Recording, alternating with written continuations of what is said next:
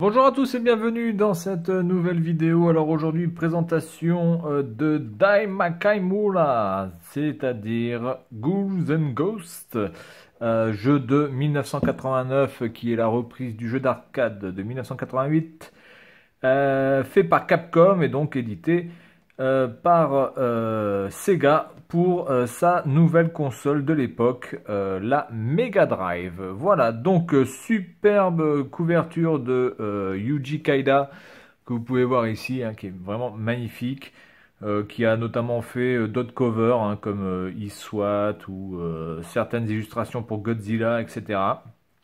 Donc vraiment très très belle jaquette. Vraiment, elle est magnifique hein, cette jaquette. Très très gros travail là-dessus. Donc je vais pas vous montrer le jeu, je vais pas faire une démo du jeu parce que bon bah c'est un jeu que tout le monde connaît, que tout le monde a déjà vu, revu, re-revu, avec ses multitudes de plateformes sur lesquelles ce jeu a été adapté, hein, que ce soit sur la PC Engine, que ce soit même sur Amstrad, que ce soit même je pense sur Commodore il me semble. Voilà, donc c'est vraiment un jeu qui a été adapté partout. Par contre on va prendre plus de temps pour vous montrer, pour que je puisse vous montrer la notice. Parce que voilà, encore une fois, une notice qui est digne de ce jeu, qui est vraiment une référence absolue pour les gens qui veulent vraiment se faire un petit challenge. Ce jeu-là est fait pour vous, clairement. Alors ensuite, il y a eu donc la version qui est sortie sur Super Nintendo, évidemment, qui a incorporé le double saut et qui changeait vraiment la donne parce que ce double saut changeait tout au niveau du gameplay. Dans celui-ci, vous n'avez que un saut et un saut que vous ne pouvez pas diriger. C'est-à-dire qu'une fois qu'il saute dans un sens, vous ne pouvez pas essayer de revenir sur la droite ou sur la gauche pour essayer peut-être de faire des sauts un peu plus courts. Quand vous sautez, le saut est déjà prédéfini, donc tout doit être calculé dans ce jeu. C'est extrêmement difficile de finir ce jeu on va dire en let's play ou en live, tout en parlant. C'est parce que c'est un jeu qui nécessite une concentration extrême. Donc on est parti. Donc ici vous pouvez voir un petit peu déjà l'environnement dans lequel vous allez évoluer. On commence vers ici, hein. On peut reconnaître la guillotine et toute cette partie-là. Ensuite la partie flotte, la partie feu, etc. Donc ça c'est un petit peu la map, on pourrait dire, de là où vous allez évoluer. Ensuite, donc évidemment ici, c'est le sommaire avec la présentation du chevalier et de la princesse. À noter que la princesse est blonde ici sur cette illustration, alors que elle est brune ici. Bon voilà, donc elle a dû se faire une coloration entre-temps, hein, parce qu'elle devait tellement se faire chier le temps que le mec arrive jusqu'au niveau final que tu as le temps de te décolorer les cheveux 10 fois d'affilée. Voilà, donc ici certainement la présentation de l'histoire. Certainement, voilà, la princesse est fait enlever par les démons. Vous allez évoluer dans un lieu démoniaque rempli de bêtes terrifiantes. Voilà. Donc quelques screenshots du jeu, hein, directement tirés de la Mega Drive, qui était vraiment graphiquement déjà extrêmement beau, hein, parce que la Mega Drive était sortie donc en 1989. C'est l'un des premiers jeux de la Mega Drive. Et vraiment, graphiquement, déjà, ça a envoyé déjà du lourd. Il faut reconnaître que Capcom avait fait un très très gros boulot pour faire donc, le portage de ce jeu directement sur la Mega Drive. C'est quasiment le jeu arcade, hein. D'ailleurs, il y a le mode arcade qui est disponible évidemment dans le jeu, hein. Vous pouvez jouer soit en mode arcade, soit en mode Mega Drive. Bon, le mode Mega Drive, je ne me rappelle plus vraiment ce que ça veut dire. Enfin, le mode Mega Drive, c'est par rapport au joystick, hein, c'est-à-dire à la maniabilité, au gameplay, voilà. Après, vous pouvez choisir évidemment le niveau, donc professionnel, évidemment, c'est celui où vous devez être le plus concentré. C'est vraiment le challenge ultime, hein, professionnel. Déjà, j'ai envie de dire que practice, vous allez déjà en chier si vous connaissez pas trop le jeu et que vous avez jamais tenté de jouer à ce jeu. Mais c'est vraiment une sorte de Dark Soul de l'époque, hein. Voilà, c'est le Dark Soul de l'époque, voilà, clairement. Même si Dark Soul, évidemment, a beaucoup plus de richesse de gameplay. Je pense même que Dark Soul est beaucoup plus difficile pour moi, je pense, que Ghouls and Ghosts. Mais c'était vraiment une référence ultime de l'arcade. Donc là, on vous explique tous les items, hein, les coffres, où vous pouvez avoir donc évidemment le fameux magicien qui vous pourrit la gueule, qui vous transforme en canard ou en vieux. Enfin, c'est génial. Il y a tellement de détails dans ce jeu pour l'époque, quand même, il faut reconnaître. Vous avez donc les jarres où vous pouvez trouver donc des points qui vous permettent il me semble, de prendre des continus. Plus vous avez de points, et plus vous allez avoir accès à des continus et donc de pouvoir continuer le jeu.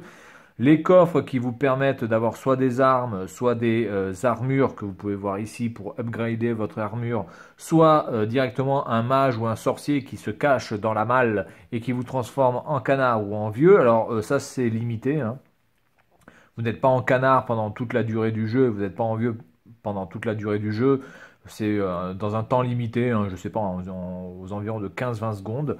Là, vous avez les armes, hein, donc vous avez la dague, la hache, l'épée, vous avez une sorte de bouclier, vous avez une autre épée, voilà, etc.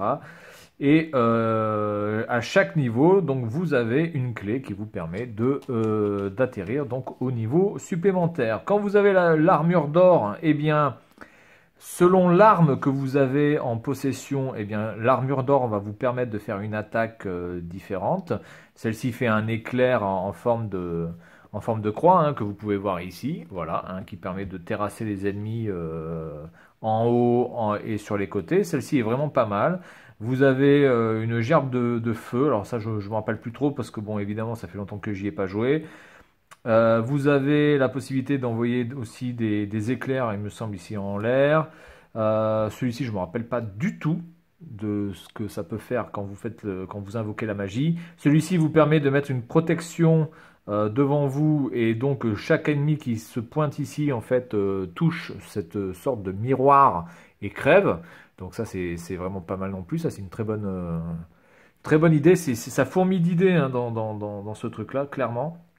Et enfin, vous avez celui-ci qui vous permet d'avoir votre double qui tire dans des endroits différents. Donc vous avez 2 fois plus d'armes qui est tirée pendant une période évidemment limitée, hein. Chaque pouvoir a une période limitée, mais par contre vous pouvez la régénérer autant de fois que vous voulez.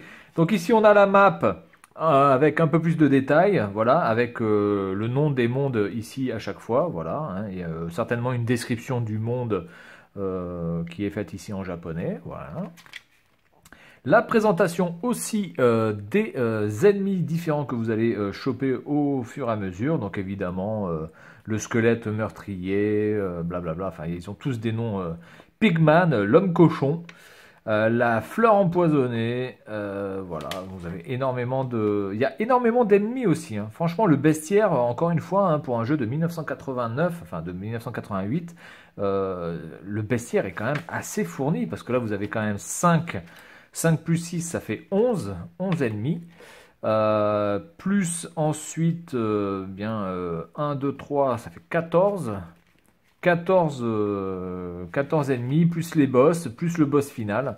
Voilà, donc honnêtement, c'est extrêmement fourni. Ce jeu est une petite pépite de petits détails qui... le gameplay est extrêmement riche, hein. On pourrait croire qu'il suffit simplement d'avancer et de balancer des épées partout pour avancer, mais je peux vous dire que si vous y jouez vraiment en arcade et que vous avez envie d'économiser vos pièces et votre argent, vous êtes obligé d'apprendre tous les méandres de ce jeu pour essayer de choper des continues, d'essayer d'éviter les ennemis, d'essayer aussi de bien conserver votre armure pour éviter évidemment de la perdre, parce qu'à chaque fois que vous êtes touché, vous perdez votre armure. D'ailleurs ça je trouve que c'est un peu mal fait, parce que c'est à dire que si vous êtes en caleçon, vous prenez une armure, vous allez avoir l'armure d'argent, vous pouvez avoir ensuite l'armure verte et l'armure d'or. Sauf que quand vous avez une armure d'or et que vous êtes touché, vous ne downgrade, voilà, hein, vous ne tombez pas petit à petit, c'est-à-dire que vous perdez une armure différente jusqu'à venir à poil, vous êtes à poil directement. Et c'est ça aussi qui met un petit peu de difficulté dans ce jeu, c'est-à-dire que c'est très compliqué d'avoir l'armure d'or, puisque vous êtes obligé au minimum d'avoir l'armure d'argent pour avoir l'armure d'or. Si vous êtes à poil, vous ne pourrez pas avoir l'armure d'or. Mais quand vous êtes en armure d'or et que vous êtes touché une seule fois, vous êtes directement à poil. Donc c'est vraiment toute cette mécanique qui fait que ce jeu est vraiment unique. Et toutes les déclinaisons sur les consoles 8 et 16 bits qui en découlent. Ensuite, sur les versions 32 bits, et puis après, hein, comme Maximo par exemple, bon, j'accroche beaucoup moins. Il y a ce côté un petit peu hardcore gamer qui est beaucoup moins présent. Maximo sur PlayStation 2 est beaucoup plus facile que ce jeu-là sur Mega Drive ou Super Goose and Ghost sur Super Nintendo ou Ghost and Goblins. Voilà, donc grosso merdo, si vous voulez du challenge, eh bien écoutez, je vous encourage à trouver ce jeu. Alors soit en version PAL, soit en version européenne, soit en version US, peu importe. Ici, c'est la version japonaise qui est vraiment excellente. Voilà, donc c'est tout pour la présentation de ce jeu. Je ne fais pas de démo parce que honnêtement, ce jeu est tellement culte que vous avez 400 millions de vidéos sur ce jeu. Voilà, c'est tout pour aujourd'hui et je vous dis à la prochaine. Salut à tous!